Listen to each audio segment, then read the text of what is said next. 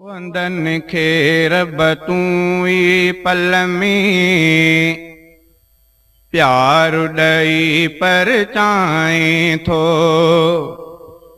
रोअंदन खे रब तूं ई पल में प्यार ॾई परचाएं थो। झोलीअ में ॾई खुशियूं किन खे वापसि वारे रुआरे थो। रोअंदन खे रब तूं ई पल में प्यार ॾई परचाएं थो। रोअंदन खे रब तूं ई पल में प्यार ॾई परचाएं थो। झोलीअ में ॾई खुशियूं किन खे वापसि वारे रुआरे थो। रोअंदन खे रब तूं ई पल में प्यार ॾई परचाएं थो।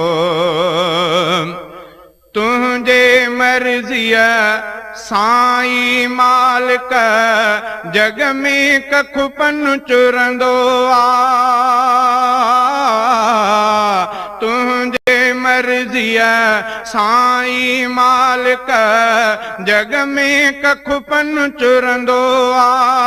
हर हिकु कमु ई तुंहिंजे रज़ा सां रहंदो ऐं पिण ठहंदो आ।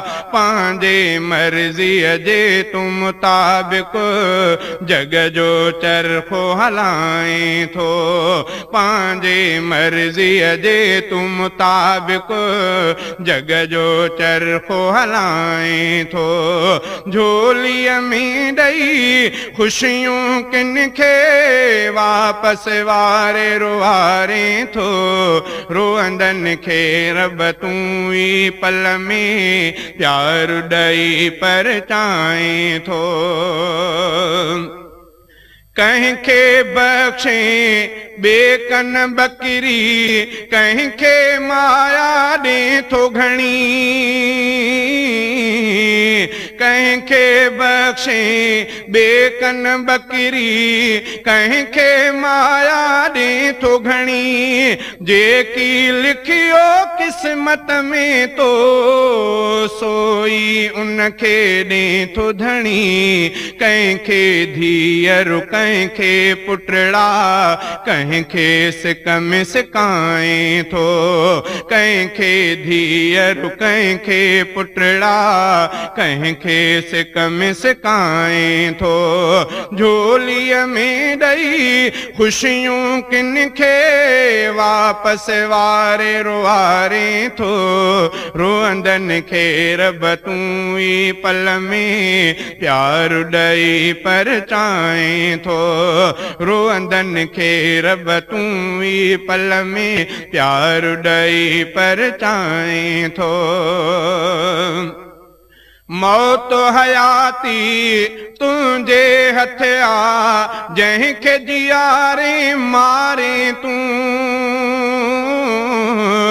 मौत हयाती तुंहिंजे हथ आ जंहिंखे जियारे मारे तूं।